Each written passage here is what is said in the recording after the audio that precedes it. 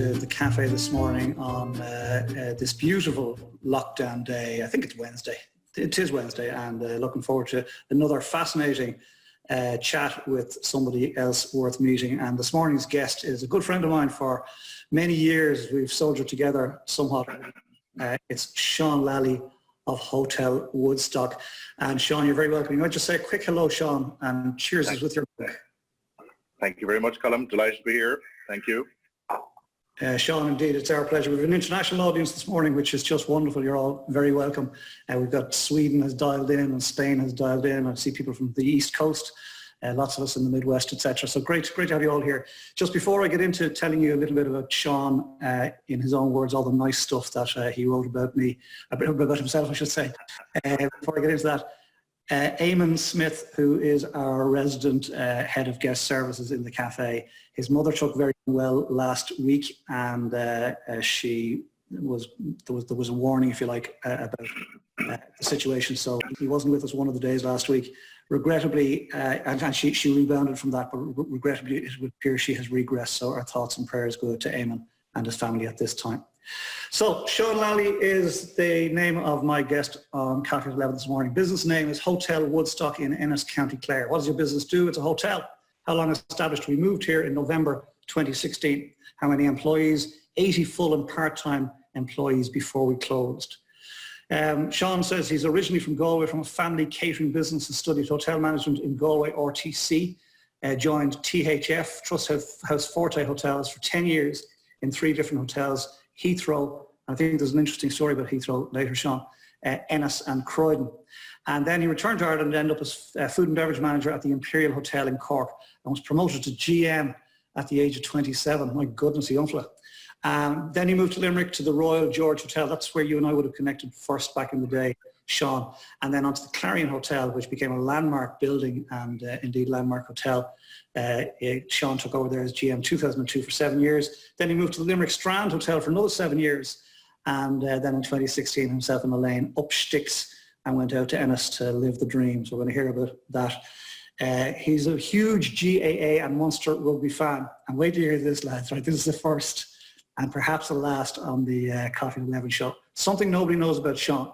I took my wife's wedding booking when I was a duty manager in a hotel when she was engaged to someone else, right?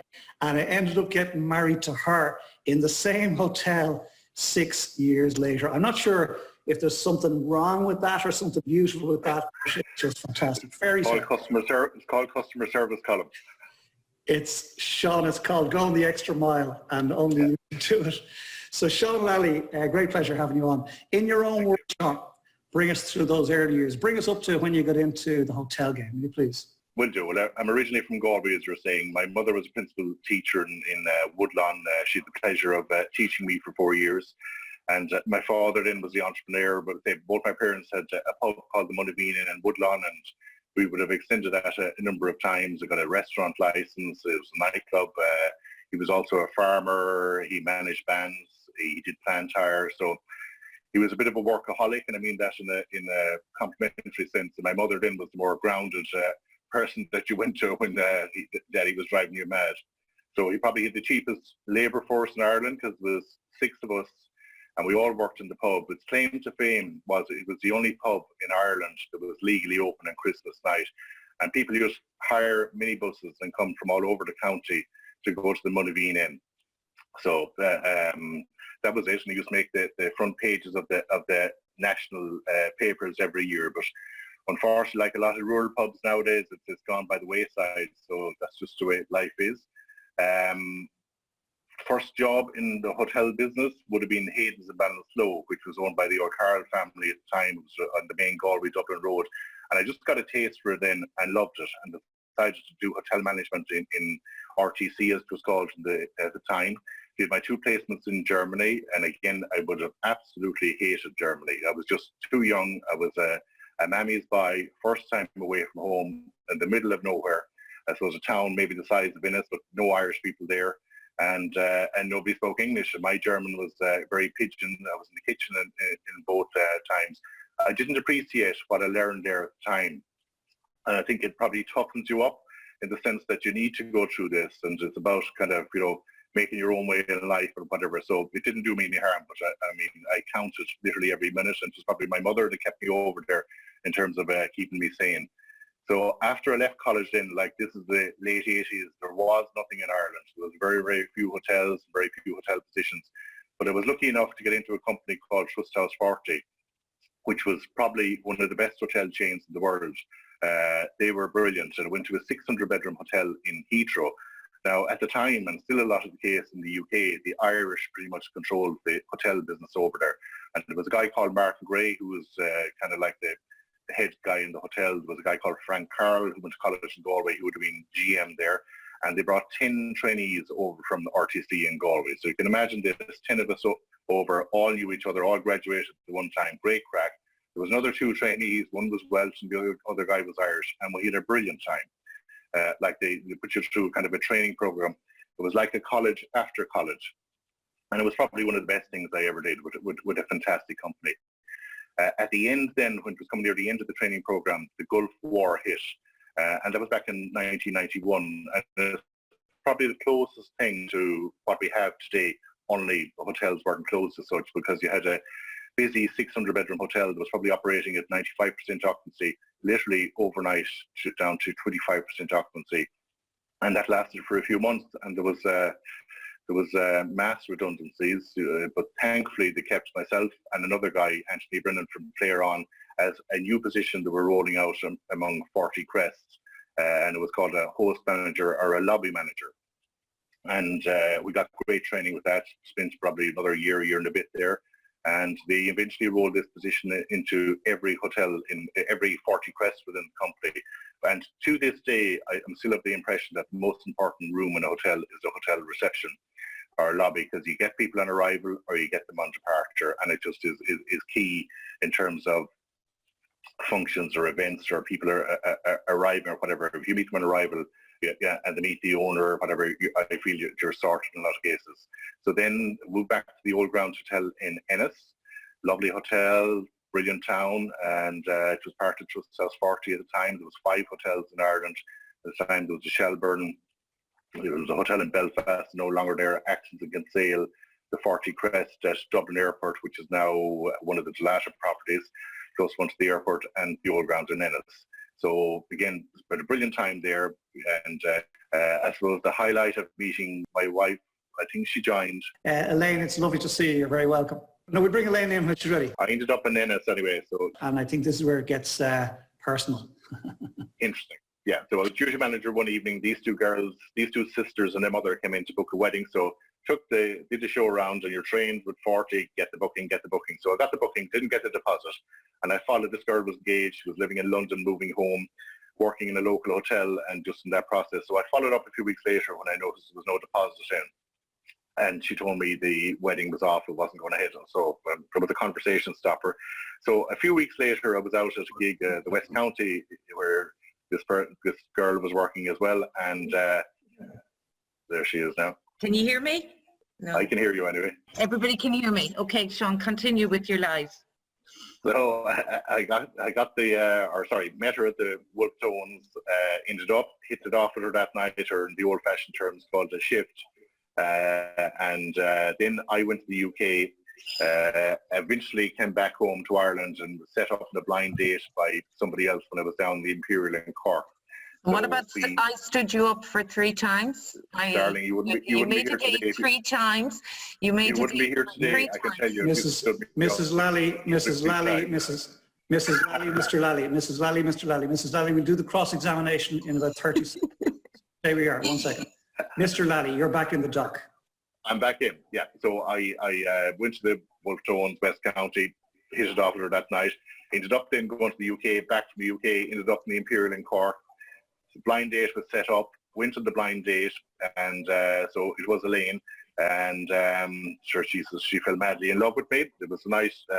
Michelle Smith won her 2nd gold medal, and I ended up getting married at her in the same hotel in the Old Ground. That about 6 years in between. So that's my story. She'll tell you that she stood me up and everything. Let us start by both giving you a round of applause for that. Fairy tale. in Ennis, which is wonderful. Okay, thank you, Mr. Lally. We're going to go to cross-examination. Okay, he's right. I was engaged to somebody else and my mum hated him, absolutely hated him. And I was living in London and she did everything in her power. So she used to bring me home for weekends. Anyway, so she decided reverse psychology. So we did go into the old ground and I asked to see the duty manager, and the duty manager was Sean. Now, at that stage, he was young, impressionable, and he used to talk out from his nose. And he still does. So I had no interest in him, but I could see him eyeing up my sister. So anyway, time passed, the engagement broke, and I came back to Ireland, and I was working for Lynch Hotels in the West County in Ennis. And the girl said to me, "Oh, Elaine, there's a call for you, a Sean Lally from Old Ground." So anyway, I answered, "Hello, how are you?" And I thought it's to do with work. And he said, "Hi, Sean Lally here, Old Grand Hotel. I took your wedding booking, but I never got your deposit." And I went, "It's off," and hung up the phone. So that night, Wolf Tones were on. He's right there. So we did hit it off that night. I'd say aided by a lot of alcohol on my part. I'm joking. I'm joking. So then what happened was I stood him up 3 times. I had no interest in him. I thought he was very pompous, none whatsoever. Anyway, I was seeing somebody else. And in the end, anyway, about 3 years later, I said to one of my friends, "I want someone I can roll out for family weddings and just to have someone there to roll out and that kind of thing." So she set up this blind date and I ended up with him and I'm regretting it ever since. No, I'm not. Elaine, that is just wonderful. Right, we're not going to get into he said, she said, so we're going to accept that there are 2 versions of the same story, but they both led to bliss. So we just go with that. And the truth is in the middle. She doesn't allow me to do wedding show rounds anymore, Colin, just in case history repeats itself. Anyway, moved to Post House in Croydon, which was, I don't know if you know Croydon, it's full of head offices, a very corporate hotel. It was actually the old Croydon Airport Hotel, which was the main airport in London at the time, or years ago, because there was no Heathrows and Gatwicks or Lutons. And spent 2.5 years there, loved it, but very, very hard to find staff over there. So I ended up actually advertising in, say, the local radio stations in Galway, Clare and Limerick. I went back to my alma mater, the RTC, got a load of staff over there, so much so I think I brought about 12 staff over that I was actually banned from hiring any more Irish staff in Croydon because there were so many of them there. But again, it was back like Heathrow, it was an Irish GM, Irish deputy, and it worked. And so at that stage, I decided I wanted to move home to Ireland. Wasn't sure where I was going to go. An opportunity came up in juries in Limerick. And I went home, did an interview and everything, and moved home. I was there as food and beverage manager. And I thought it was a good move, but unfortunately, from my perspective, it wasn't. There was a personality clash with my side, with the GM. We got on fine now, but it just didn't work. And I suppose I'm saying this because not everything is a bed of roses in your career. There's always going to be challenges and things that don't work out and things that go wrong. And I suppose it was probably my mother that kept me in the straight and narrow there, because I remember questioning, am I actually suited to the hotel business? You know, should I stay in it? Should I go on and do something else? And I think it's very, and I suppose I would have always used that position as motivation throughout my career to go on and prove that I can actually do things and achieve things and all the rest. And I think if you look at the whole social media and Facebook and Twitter and Snapchat and everything in terms of the young people nowadays, it's all about having a great time, everything is perfect, but it's not. There's more knocks than there are kind of good times, and there's always knocks in every job you go into. And it's about developing that resilience to deal with them and kick on, I think is very important, but maybe lacks a little bit in terms of some of the younger people coming up at the moment. Ended up in the Imperial in Cork. So, sorry, Sean, let me just come in on that. I think that's a very important point, and thank you for raising it. You know, we've heard it said that we're raising the snowflake generation, where they're just not used to hard times, and definitely the social media world portrays a picture of bliss. Everything's perfect all the time. We know it's not, and I think it's important that our children learn that it's not. So hats off to you. I loved your honesty, if I may. You know, self-professed mammy's boy back in the day. She's obviously been very influential and a grounding source for you over the years. So I'm delighted to hear that. And thank you for saying that, Sean, because the whole idea of this Coffee at 11 show is to get real people to come on and be real in front of other real people. So we give other people permission to be okay with whoever they are. So thank you for that. Listen, what I want to do is get to Hotel Woodstock. Very quickly, the Imperial Cork got GM at 27. I was too young at the time for that because it was a very kind of established hotel. But look, as I always say to my guys, take your chances as they come. Ended up one day, was friendly with Frankie Whelan, who was GM around the corner in Morrison's Island. He was starting up the Choice Hotel Group with Paddy Kelly. That happened, and the George was due to be the first one in Limerick. Didn't happen like that. So ended up working for the investors there, spent 2.5 years there, loved it. You know, Will Leahy and Colin O'Brien were running the 80s night, and it was 70s of a Thursday night and our teenagers of a Saturday night, and then moved to the Clarion, which was Choice Hotel Group, who I'm with now. We spent 7 years there, opened it, and opened the Clarion Suites in 2004. And again, loved it. I suppose loved Limerick. Very much kind of believed in putting my shoulder to the wheel there in Limerick. I would have been a director in the chamber for 13 years, president in 2008. Probably the worst year ever to be president because it was Dell pulled the manufacturing plant at the time, so it was very, very tough to be in Limerick. And what else happened? We were front page of the Sunday Indo as being crime capital of Europe at the time. So it was just a very tough time. And Shannon Airport would have gone from 3.6 million passengers to half that in the space of 6 months when the recession hit in. The number of bedrooms as well doubled at the same time. So around that time I moved to the Strand and spent 7 years there. Again, great property, great team. A lot of them are still there, and you know, it was just I loved every minute of it. And I suppose what I love to see nowadays as well is the fact that Limerick has actually done so well over the last number of years, thanks to a lot of leadership by key people in there, like Sir Michael Noonan, who I always compared him to Moses, because like he did an unbelievable amount of work, and often did it quietly. Dennis Brosnan, you know, the third level institutions, the local industry and the guards, you know, everyone pulled together to see what's actually happening in Limerick now, and it's great to see the city going so well. If I may come in on that, Sean, because it was not in that period that I got to know you. And ladies and gentlemen, for those of you that don't know Sean, I did say in the blurb at the start, this man is a legend in hospitality in the Midwest, and that is true, because not only was he GM of some very significant hotels, very significant properties, landmark properties in the city. Even though he's not originally from Limerick, he got right behind Limerick Inc. And you know, one of the key players, dare I say it, in that. I was listening earlier. You said about Monaveen Inn back in the day, and Christmas Day, it was the only pub that could open, and you hit the national papers every Christmas. And I was thinking maybe that's where you got your PR ability from, because I think you're a master at PR, master at getting good stories and telling the right story for the time. So I just wanted to honour you, if I may, Sean, in that moment, because it's a huge amount for Limerick. Right, back to you. A funny thing there is when we were in Limerick, remember Munster and Leinster were playing One Good Friday, and we went to Cork. So as part of the about 4 people that went to Cork to that, and we actually got a historic thing to the first time the pubs actually opened in Ireland and Good Friday. I think that was about 10 years ago. So that was a kind of funny one along Christmas 18. My mother-in-law didn't talk to me for about 6 months after that. So it was a strange time like that, you know. I must comment on that. So are we saying that Sean Lally is to blame for the ruination of this? No, not me. And so then I suppose we always had a dream to go into our own business, and the opportunity came up in Hotel Woodstock. There was a guy called Andy O'Neill who manoeuvred the Choice Hotel Group through the whole NAMA and the recession and everything. He sold it off to Lally, bought a lot of the Clarion properties and the renamed, say, Clayton now. But he was starting up again, and he'd been at me for a while to move when I was in the Strand, and we would actually have walked around Hotel Woodstock, myself, Elaine and Cueva, with an accountant from Limerick at the time when it was closed. And I remember it was funny, we drove out the gate and says, no way are we going there, you know, that's not for us at all.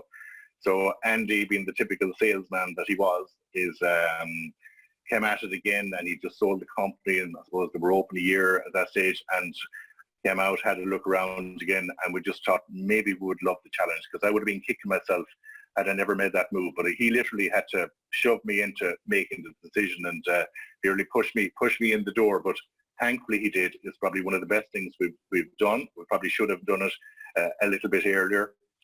So we're here into our 4th year now. Now it's been no bed of roses.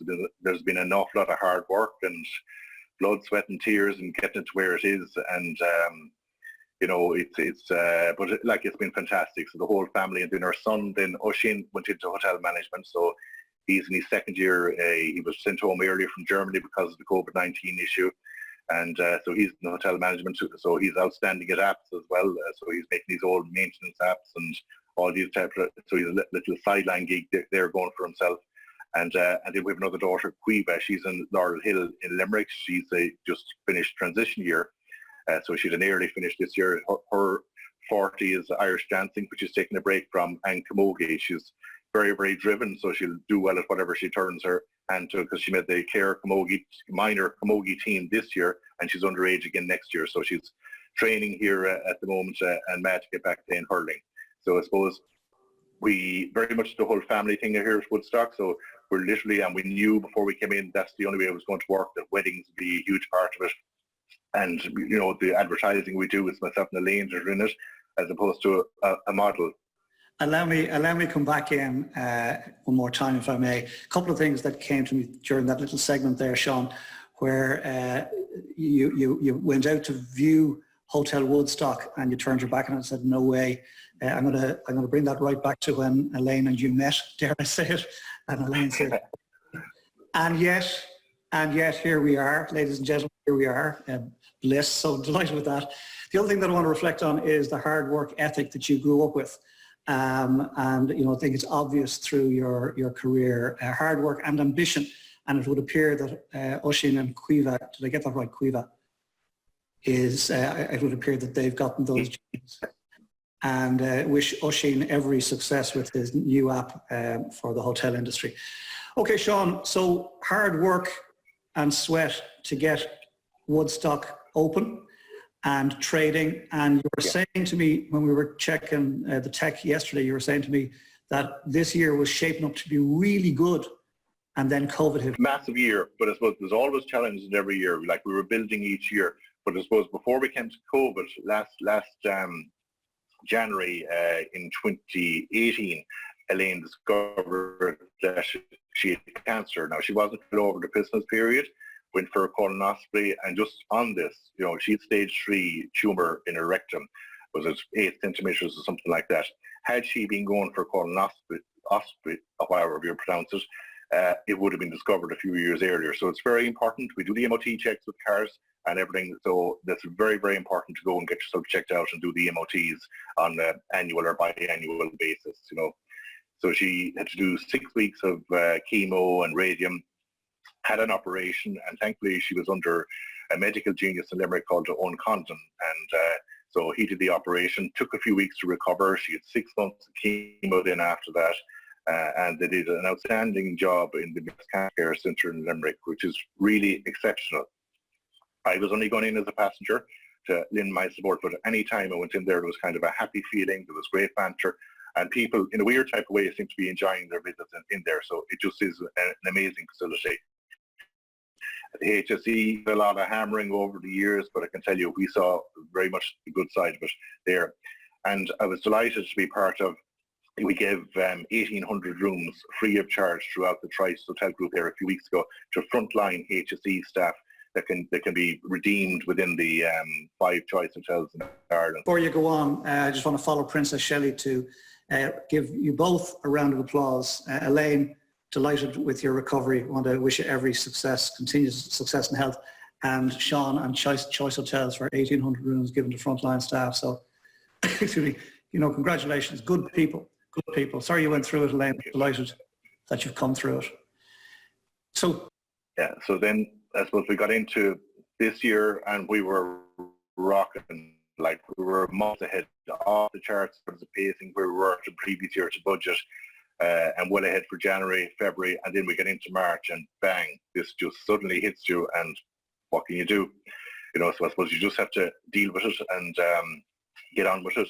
Everyone is in the same situation. This is not an Irish problem. It's all over the world, and I suppose what I think is mad that you see countries around the world spending money on arms and at war with each other, and even sending people to the moon and outer space.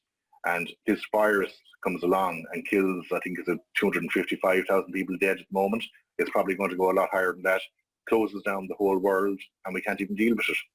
You know, which is just mind-boggling. You know, so hopefully out of this, we'll learn a lesson and can be in a much better situation to deal with viruses like this going forward. Thank you for that. I think what's become obvious to our viewers today, and it's lovely to have so many people in the cafe today. Thank you for being here. I think what's really obvious is your world view. It's not just Hotel Woodstock, and it's not just Ennis, and it's not just Clare. You really have always had a spatial awareness, that your business operates as part of a wider ecosystem, and that ecosystem, as we've all seen now, extends globally. There's nowhere is safer than anywhere else at this moment in time. So again, keep up the great work. Sean, what's going to be like post-COVID for you and Hotel Woodstock? And look, I think it's going to be a completely different market to where it is at the moment. So we had a Zoom call within the Choice Hotel Group yesterday discussing that, and we're putting our kind of plans in place now. We have kind of a guideline as to when it's going to open. I think actually we're very lucky to be situated in Clare here, because when you look with the burn with great outdoors, I think fresh air is going to be a kind of a big plus. I think hotels in Dublin may struggle, because again, they're cities, and if you look at where the number of viruses are, Dublin obviously is the population, but they tend to focus around populated areas. Whereas, we're going to play up in the fact that there's a golf course here in their doorstep. I think golf is going to be very, very important. It's going to be a completely different system. I think the world won't be the same as we knew it until there's actually a cure for the virus, and that's probably 12 months off. So, it's going to be complete change. I think the whole cleaning and training of staff and sanitization of rooms and your food and beverage areas is going to be very important. That the whole social distancing. Obviously, weddings are big for us here, so a lot of our weddings have moved to next year. We're actually picking up a number of weddings from people that were due to get married abroad and are now coming to Woodstock, or may have gone to other hotels and they don't have the same dates that they need for next year. So I think next year could be actually a huge year for weddings and at the end of this year. But if we could get back to some type of normality, I think it would be brilliant. International tourism, as we know it, is gone till next April. And it'll be very much the domestic market. But again, we're lucky here because the domestic market has always been our bread and butter in Woodstock. It's kind of very much kind of a leisure destination because, we've just so many attractions in the region, in Clare, Limerick and Galway. So we're lucky like that, good infrastructure around the place. So I suppose, look, come here, Colin, my fault is I'm actually, I always take the optimistic note out of everything. I went on a trip to Anthony Robbins at a weekend in London there once, and he made me realise after I was walking on hot coals after a few hours that anything was possible. I love it, Sean. I think I met you on those hot coals back in 2006. It was, he's some operator. I'll tell you the one thing that's come to me, Sean, through this chat is just your optimism, for sure. It's glass half full stuff all the time with a pragmatism that's, I think, important. There's no point in being Pollyanna about it. We are in the doo-doo at this stage. We are in the weeds, but we will get out of the weeds so long as we hold our nerve and stick at it long enough. I see Daphne Green has joined us today, and Daphne was on as my guest last week. Daphne of the Green Hills Hotel, and the friendly rivalry, co-opetition rather than competition is how I described it.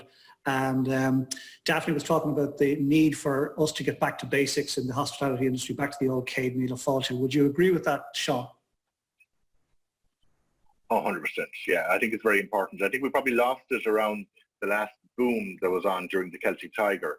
We lost that, but I suppose that's what we actually modelled here, because like the branding and the merchandising, the advertising we do around weddings here is actually we're at the door waiting welcome, and we literally shake hands with everyone on arrival. It's not just the bride and groom at the bridal party. We shake hands with everybody.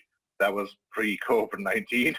I'm not sure if we'll be shaking hands now with a kind of the whole plastic hand gloves and all the rest. But we did have one wedding since the whole lockdown came in, which is divide the numbers. So we're doing the whole, the elbow shake and everything with pensioners arriving at the wedding, and that works. But I think that whole Céad Míle Fáilte, Irish hospitality, that's what our Irish tourism is all about.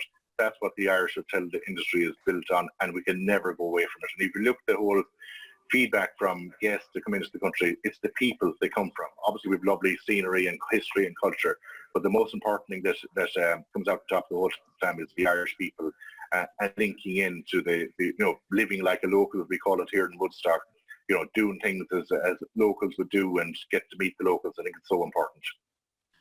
100%, Sean. I see Liam Burke is in the cafe this morning. Liam was a guest a number of weeks back, and Liam is a professional bespoke tour guide here in Ireland. And Liam came on the Coffee at 11 show a couple of weeks back. Liam, I'm not sure if you're aware of it, but your video has gone viral. It reached over 1,000 views by this morning. So congratulations. Let's give Liam a little bull of us there. Well done, Liam. It's all about marketing, folks. It's all about marketing. All right, listen, Sean, Lally, it's been an absolute pleasure. We could go on all day, but they won't let us. So we're going to go to Q&A from the floor in just a second.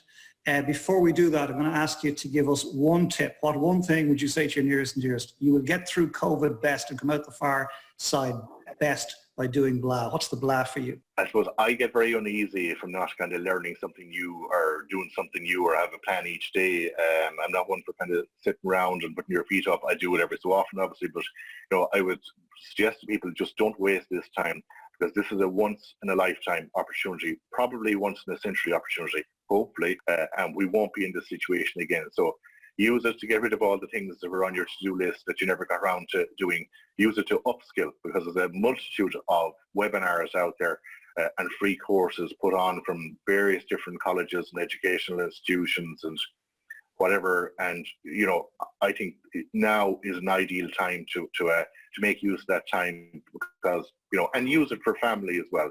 We're very lucky here to have Oisin home from Germany, to have Weeva, myself and Elaine, and we're all under the one roof. So, it's been great like that, and probably reconnecting in a way that you mightn't have normally, because you're so busy and people are just coming and going, and people, they have their own lives and often meeting their own friends. So we're cocooned together, and it's actually been great like that as well, even though it's a kind of a strange experience. But, it has been very enjoyable as well at the same time. That's just beautiful. Thank you very much for that, indeed, Sean, because everybody's got their own perspective of what COVID means for them.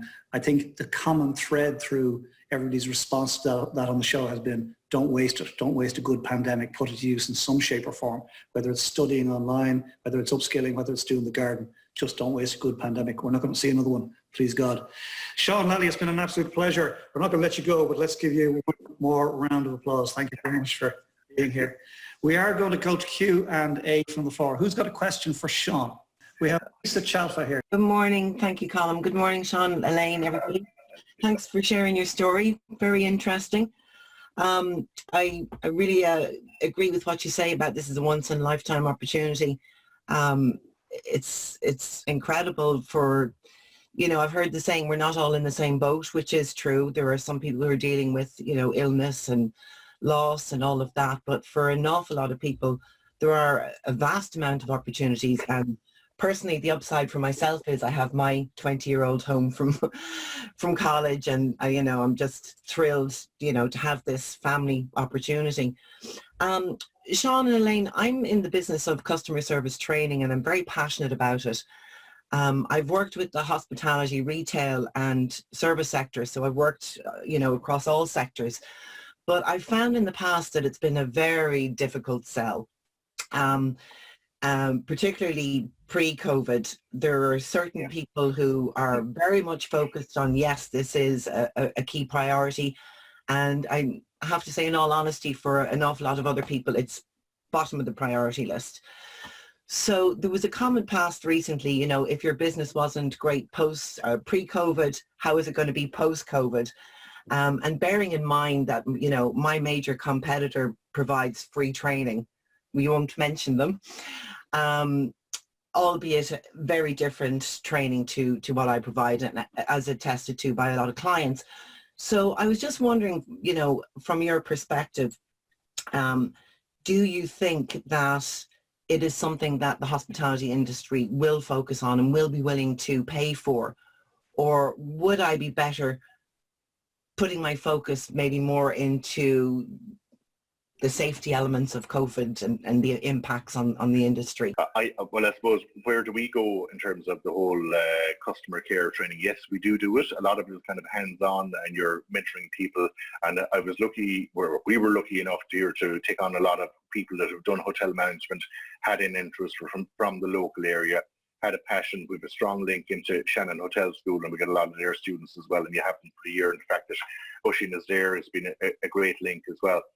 But a lot of our customer care training would come through Fáilte Ireland, and it's free of charge, apart from providing the room on the day, and you would link in with your other hotels as well. Like, we've 5 other hotels in our group, between the G, the Hardiman, and House Hotel in Galway, Shoreline Hotel in Donabate, Lone Lodge in Belfast, and Croydon Park in London. So sometimes we would do group training as well. So a lot of it's probably taken care. If I were you, there's probably more of an opportunity now in focusing on the whole COVID and how you come back, and what we need to do, and how hotels need to skill up to deal with that situation, in particular in the whole cleaning and sanitation side of things, because that's going to be all about confidence. Hotels will have to convince the customer that they are a safe place to go to, and that is critical to the success of the Irish hotel industry rebounding. That's where I feel the opportunity is at the moment.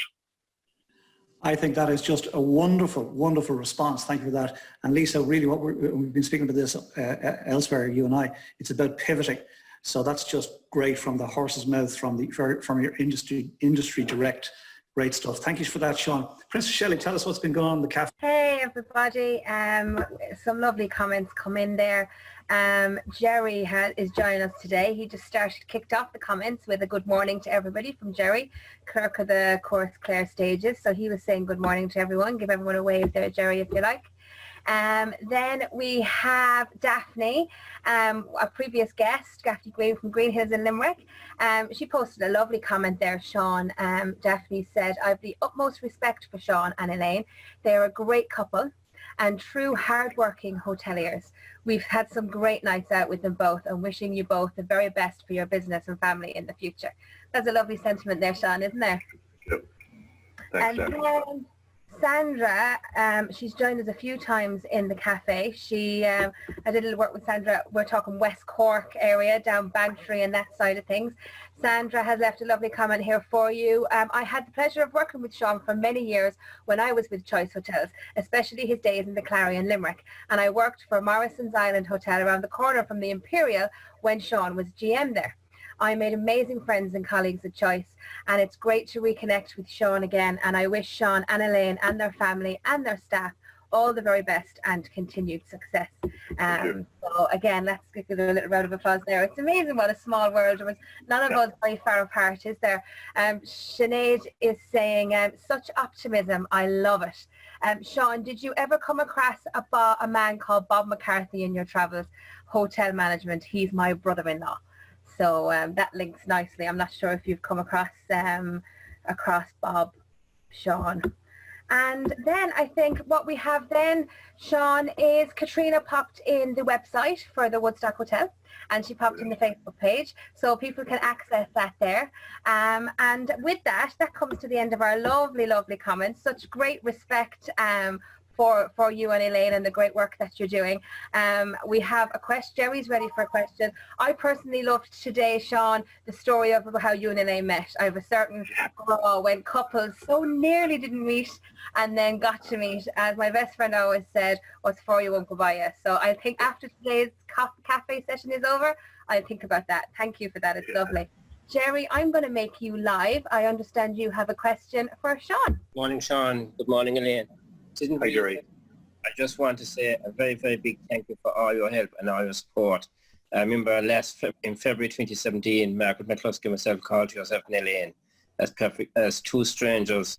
I was after taking over the role as chairman of the Clare Motor Club. Margaret was secretary, and we were also after taking over the role of taking on the Clare Stages Rally. And we came into Hotel Woodstock to meet yourself and Elaine, looking for a HQ. And I just want to thank you for all your support. Since 2017, you have been absolutely fantastic to us, and hopefully the best you can do.